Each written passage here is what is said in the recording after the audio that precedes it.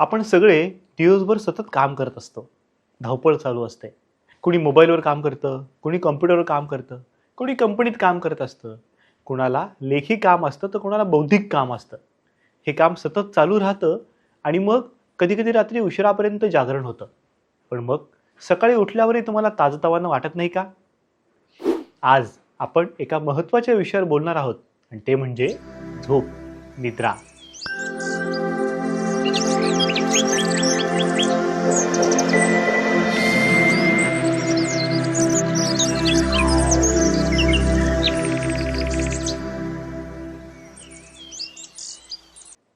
आयुर्वेदामध्ये सांगितलेलं आहे, निद्रायत्तम सुखम दुःखम आयुष तस्य हिताहितम पुष्टिही कार्शम बलाबलम वृषता क्लीवताम च.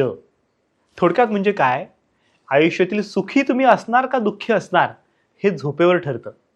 आयुष तस्य हिताहितम म्हणजे आयुष्य निरोगी असणार का आजारी असणार, तुमचं हित का अहित हे देखील झोपेवर अवलंबून आहे. तर पुष्टिही कार्शम म्हणजे तुमचं शरीर पुष्ट होणार का बारीक राहणार.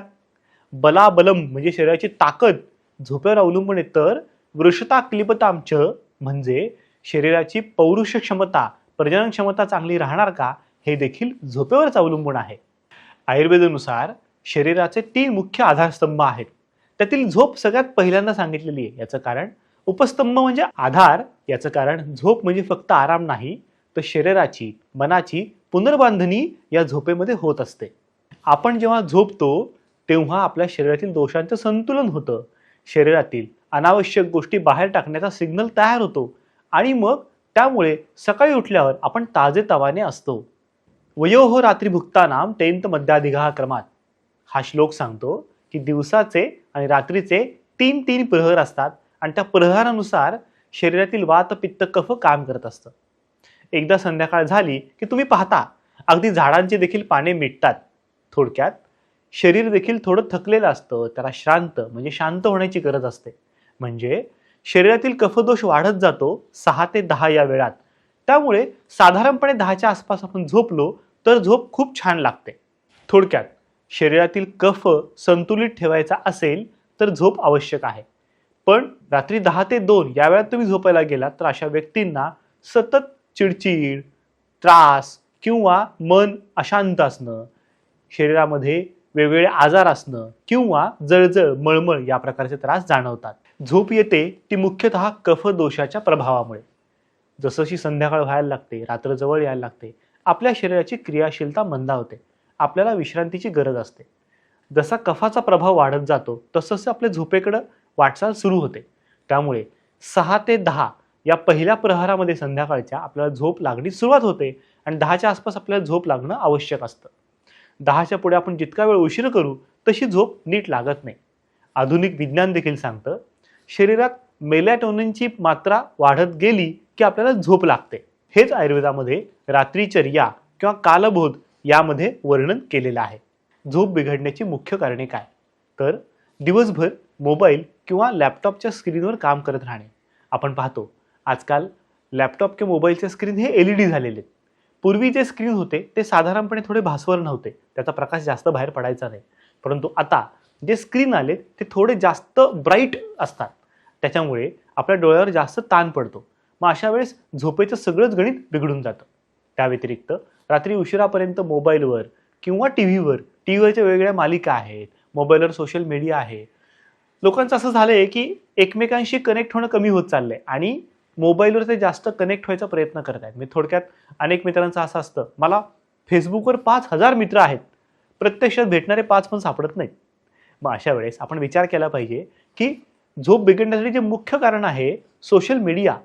आम्हाला अनेक पेशंट भेटतात जे रात्री 12-1 पर्यंत मोबाईलवर असतात. म्हणजे त्यांचं असं असतं की मिस्टर घरी आले, जेवण झालं आणि मग त्यांचे मोबाईल बघत बसले, मी माझा मोबाईल बघत बसलो. हे खरंच योग्य आहे का? पण त्यामुळे झोपेचं सगळं सायकल बिघडलेलं असतं. झोप बिघडण्याचं अजून एक कारण म्हणजे कॅफीनयुक्त पेय जास्त पिणं. थोडक्यात चहा किंवा कॉफीचं प्रमाण जास्त असणं. बऱ्याच जणांना काम करता करता चहा किंवा कॉफी सतत घ्यायची सवय असते. अगदी दिवसभरात 5 ते 6 कप चहा होतो किंवा कॉफी घेतली तर 2 किंवा 3 कप तर नक्की होते. त्यातही संध्याकाळ जवळ आल्यानंतर जेव्हा तुम्ही कॅफीनयुक्त पेय जास्त घेता तेव्हा ते तुम्हाला ऊर्जा देतं. थोडक्यात मेंदूला जास्त जागं ठेवतं. मग तुम्हाला खऱ्या अर्थाने जेव्हा झोपेची गरज असते तेव्हा जर त्या कॅफेनयुक्त पेयाने तुम्हाला जागं ठेवलं तर झोप खरंच शांत छान लागेल का? नाही. आणि त्यामुळे स्लीप क्वालिटी थोडक्यात झोपेची गुणवत्ता देखील बिघडलेली असते. जंक फूड जास्त घेतल्यामुळे देखील झोप बिघडते. याचं कारण जंक फूड घेतल्यानंतर पोटामध्ये थोडी भगभग जाणवते. त्याच्यामुळे विशिष्ट प्रकारे एक नर्व स्टिम्युलेट केली जाते आणि मेंदूला एक वेगळा सिग्नल जातो आणि त्यामुळे झोप बिघडते. अजून एक महत्त्वाचं कारण बरेचदा लोक विसरतात आणि ते म्हणजे मानसिक ताण, कामाची चिंता किंवा कामामध्ये असणारं विविध प्रकारचं प्रेशर. आपण पाहतो बऱ्याच ठिकाणी अगदी IT सेक्टरमधले लोक पगार 1 पट मिळत असतो आणि 1.5 पट 2 पट काम होतं कारण टीममधलं कोणीतरी सोडून जातं, मग ते काम आपल्यावर येतं. किंवा इतर ठिकाणी पण काम करताना आपल्याला हे स्पष्टपणे जाणवतं की आपला कामाचा ताण किंवा चिंता सतत वाढत चालली आहे आणि मग ही चिंता किंवा ताण आपल्याला शांत झोप लागू देत नाही किंवा झोपायला गेल्यानंतर सतत मन कार्यरत राहतं आणि मग हे कार्यरत मन शांत झोप घेऊ शकत नाही. अजून एक महत्त्वाचं कारण म्हणजे अनियमित जेवण. जेवणाची साधारणपणे वेळ कशी असावी तर संध्याकाळ झाल्यानंतर लवकरात लवकर जेवण करावं. अगदी काही कम्युनिटीमध्ये आपण बघतो की सूर्यास्ताच्या आधी ते जेवतात. याचं कारण सूर्यास्त झाल्यानंतर कफाचं प्राधान्य वाढलेलं असतं आणि कफामुळे पचन उत्तम होऊ शकत नाही. जोपर्यंत सूर्य आभाळात आहे तोपर्यंत त्याची ऊर्जा पचनाला मदत करते. त्यामुळे संध्याकाळ झाल्यानंतर लवकरात लवकर जेवण करावं. अगदी उशिरात उशिरा 8 किंवा 8:30 पर्यंत जेवण करावं. जर तुमचं जेवण अनियमित असेल उशिरा म्हणजे 9, 9:30, 10 अगदी मला काही भेटणारे पेशंट 11 वाजता जेवण करतात. पेशंटला कशाला बोलावं? बरेचसे डॉक्टर 9ला OPD संपल्यानंतर घरी गेल्यावर शांतपणे चहा वगैरे पितात आणि मग त्यानंतर 10 किंवा 11 वाजता जेवण करतात. हे निसर्गाच्या दृष्टीने अतिशय चुकीचं आहे. कारण त्यानंतर शरीर ते अन्न पचन करण्यासाठी अधिक कार्यरत राहतं. तुम्ही चहा किंवा कॉफी घेतल्यानंतर मन अधिक कार्यरत राहतं, मेंदू अधिक कार्यरत राहतो आणि मग प्रत्यक्ष झोप घ्यायला गेल्यानंतर तुम्हाला शांत झोप लागत नाही, झोपेची गुणवत्ता बिघडते. त्यामुळे झोप बिघडण्याची या सर्व कारणांवर तुम्ही नीट लक्ष देणं गरजेचं आहे. झोप बिघडण्याची कारणं पाहताना आपण जर आयुर्वेद दृष्टिकोनातून पाहिलं तर हे लक्षात येतं की ज्यांच्यामध्ये वात जास्त वाढलेला आहे त्यांना झोप लवकर लागत नाही. थोडक्यात तुम्ही सोशल मीडियाचा विचार केला, सोशल मीडिया बघताना तुम्ही सतत बिंज वॉचिंग जेव्हा करता तर सतत कार्यरत राहता, मग वात वाढतो आणि वात वाढला की मात्र मग नीट झोप लागत नाही. म्हणजे पेशंटचं म्हणणं असतं आम्ही झोपायला जातो पण मला झोप लागतच नाही. दुसरी गोष्ट असते पित्त अधिक वाढलं तर झोप लागते पण मध्येच जाग येते. याचं कारण जर कफामुळे शरीर शांत झालंय, पित्त संतुलित आहे तर तुमचं पचन होऊन गेलेलं आहे. पचनाचं काम संपलं असेल मुख्य आतड्यातलं तर ते डिटॉक्सिफिकेशन नंतर होत राहतं. पण जर पित्त वाढलेलं असेल आणि तुम्हाला सतत ते जागृत राहत असेल तर झोप लागते पण मध्येच जाग येते कारण शरीर ते पचन करण्यासाठी पुन्हा जागं झालेलं असतं. आता त्याच्या पलीकडे जर कफ वाढला तर झोप लागते पण सकाळी उठवतच नाही. पेशंट अक्षरशः 9-10 वाजता उठतात कारण कफामुळे झोप जास्त येते, सुस्ती जास्त येते आणि जडत्व वाढते. त्यामुळे दोषांनुसार देखील आपल्याला झोपेकडे पाहावं लागतं. झोप नीट झाली नाही तर त्याचे दुष्परिणाम नक्की काय होतात? सगळ्यात पहिला असतं शारीरिक दुष्परिणाम. त्यामध्ये झोप नीट झाल्यामुळे सतत थकवा जाणवतो, कुठल्याही गोष्टीमध्ये उत्साह जाणवत नाही. शिवाय झोप नीट झाली नाही तर मेटाबॉलिझम बिघडायला लागतं आणि त्याच्यामुळे खाल्लेलं अन्न नीट पचत नाही आणि वजन वाढायला लागतं. म्हणजे बघा, शरीराला कळलं पाहिजे की काय खाल्लंय, कसं पचवलं पाहिजे, पण हे जर समजलं नाही तर शरीर काय करतं? पचवलेलं अन्न सगळीकडे न वापरता ते साठवून ठेवायला लागतं. त्यामुळे चरबीचं प्रमाण वाढत जातं, वजन वाढायला लागतं. त्या व्यतिरिक्त शरीराचा एक रिस्पॉन्स असतो ना की या गोष्टीसाठी हे केलं पाहिजे, त्या गोष्टीसाठी ते केलं पाहिजे. थोडक्यात रोगप्रतिकारक क्षमता कमी होत जाते. जे लोक व्यवस्थित झोपत नाहीत त्यांना सतत काहीतरी आजार लागलेला असतो. झोप नीट छान झाली तर तुमची त्वचा उजळ दिसते. कॉम्प्लेक्शन महत्त्वाचं, नीट लक्षात घ्या. तुमचा कलर काय त्याला महत्त्व नाहीये, पण त्वचा सतेज असणं, कॉम्प्लेक्शन छान असणं हे फार महत्त्वाचं असतं. मानसिक देखील दुष्परिणाम दिसायला लागतात. झोप शांत न झाल्यामुळे कुठल्याही गोष्टीत मन लागत नाही. जरा काही झालं की पटकन चिडचिड व्हायला लागते. जेव्हा तुम्ही एखादी गोष्ट करायला जाता तुमचा परफॉर्मन्स चांगला होत नाही आणि त्याच्यामुळे सतत मला हे जमत नाही, ते मला जमत नाही असं करण्यामुळे नैराश्य यायला लागतं.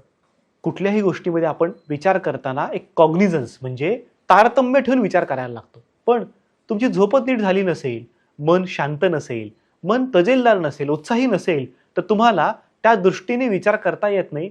थोडक्यात निर्णय कसा करायचा हे कळत नाही. अशामुळे हळूहळू स्मरणशक्ती कमी व्हायला लागते. सगळ्यात महत्त्वाचं प्रजननाचं आरोग्य म्हणजे थोडक्यात प्रजनन क्षमता कमी व्हायला लागते. तुमचं उत्साह किंवा त्याच्यामधली जी इन्व्हॉल्वमेंट आहे ती कमी व्हायला लागते. आयुर्वेद म्हणतं झोपेमुळे शरीरातील ओज वाढतं. आता ओज म्हणजे नक्की काय? तर शरीरातील सप्तधातू रस, रक्त, मांस, मेद, अस्थि, मज्जा आणि शुक्र हे 7 धातू उत्तम असतील तर त्यातनं एक सारभूत असं एक वैशिष्ट्यपूर्ण गोष्ट निर्माण होते, त्याला म्हणतात ओज. चांगली झोप शरीरातील ओज वाढवते, रोगप्रतिकार क्षमता चांगली ठेवते, उत्साह चांगला टिकवते. या बाबतीत मला एक छान उदाहरण द्यावंसं वाटतं आणि ते म्हणजे रॉजर फेडरर. टेनिसमधला बादशाह मानला जाणारा रॉजर फेडरर हा अनेक वर्ष नंबर 1 होता. पण हे का? याचं सिक्रेट कुणालाच माहीत नाही. खरं म्हणजे रॉजर फेडरर हा सर्वोत्तम होता याचं कारण त्याची झोप 10 तास होती. तुम्ही त्याच्याकडे बघितलं तर त्याचं शरीर वातप्रधान आहे, म्हणजे तो थोडासा असा शिडशिडीत आहे, जाडजूड नाहीये, पण क्षमता उत्तम. रॉजर फेडरर दिवसभरात जवळपास 10 ते 12 तास ट्रेनिंग करायचा, त्यामुळे खूप थकायचा. मग उरलेले 2 तास खाणं पिणं आणि उरलेले 10 तास त्याची झोप असायची. त्यामुळे झालं काय? शारीरिकदृष्ट्या मानसिकदृष्ट्या तो कणखर आणि बळकट झाला. तुम्ही केव्हाही पहा त्याच्या मॅचेस, तो मॅचेस खेळताना उत्तम परफॉर्मन्स करायचा. मॅच खेळल्यानंतर मधल्या ब्रेकमध्ये साईडला बसला तर अगदी बॉलबाईशी सुद्धा छान गप्पा मारायचा. त्याच्या चेहऱ्यावर एक समाधान किंवा शांतपणा नेहमी असायचा. तो शांतपणा केवळ त्याच्या झोपेमुळे होता आणि तीच झोप त्याला कणखर बनवायची आणि परफॉर्मन्स टेनिसमधला सर्वोत्तम बनवायची. रात्रीची झोप छान होण्यासाठी काय करावं? सगळ्यात पहिलं, रात्रीचं जेवण थोडं लवकर असावं, पचायला सोपं असावं, त्यामध्ये चमचमीत किंवा अगदीच झणझणीत पदार्थ नसावे, हलकं असावं, क्वांटिटी कमी असावी. दुसरी गोष्ट, झोपण्यापूर्वी साधारणपणे 1 तास स्क्रीन टाळावा. मग तो लॅपटॉप असो किंवा मोबाईल असो किंवा टीव्ही असो. त्याच्यामुळे डोळ्याला भगभग होते, डोकं शांत होत नाही. तिसरी गोष्ट, रात्री झोपताना पूर्ण खोली अंधारी असावी. एकदा तुम्ही डोळे मिटलेत, लाईट बंद केला की परत लाईट लावू नका. कारण तुम्ही लाईट लावलात किंवा डोळे उघडलेत तर शरीर परत कार्यरत होतं आणि झोपेचं गणित बिघडायला लागतं. झोप शांत लागायची असेल तर अजून 2 उपाय सोपे आहेत. सगळ्यात पहिलं, ज्यांना पुस्तक वाचण्याची सवय आहे, पुस्तक फार वेळ वाचायचं नाही. पुस्तक वाचायला सुरुवात करायचं, एक ठराविक चॅप्टर वाचले की पुस्तक बंद करायचं आणि झोपून जायचं. यांनी काय होतं, तुम्ही दिवसभराच्या सर्व विषयांमधून निवृत्त होता आणि तुमचं डोकं त्या पुस्तकात त्या विषयामध्ये गुंततं आणि तो विषय तुमच्या डोक्यात राहून तुम्ही रात्री शांत झोपता. दुसरी गोष्ट, ज्यांना म्युझिक आवडतं त्यांनी अगदी माइल्ड आवाजात, म्हणजे थोडक्यात ऐकायला कष्ट पडतील एवढ्या हळू आवाजात सौम्य असं म्युझिक लावावं आणि ते शेजारी ठेवून द्यावं. मोबाईल शेजारी ठेवू नये, थोडा लांब ठेवावा आणि ते म्युझिक ठराविक वेळेत बंद होईल, मोबाईल बंद होईल याची देखील काळजी घ्यावी. झोप शांत लागायची असेल तर तुम्ही डोक्याला हलकंसं ब्राह्मी तेल किंवा खोबरेल तेल चोळू शकता. दुसरी गोष्ट, पायाला थोडंसं तेल जिरवू शकता, तूप जिरवू शकता, त्याचा देखील खूप चांगला फायदा होतो. अजून एक छान उपाय आहे बरं का. रात्री झोप छान लागायची असेल तर रात्री झोपण्यापूर्वी आंघोळ करून झोपावं. आंघोळ केल्यामुळे शरीरातील कफ वाढतो आणि झोप लवकर लागते. या व्यतिरिक्त तुम्ही ध्यान, प्राणायाम देखील करू शकता. याचा देखील छान झोप लागण्यासाठी उपयोग होतो. योग्य झोप हा आरोग्याचा पाया आहे. औषधं, उपचार यापेक्षा नैसर्गिक व चांगलं औषध म्हणजे काय? तर झोप. तर आजपासूनच ठरवा, वेळेवर झोपा, मन शरीर ताजतवानं निरोगी ठेवा.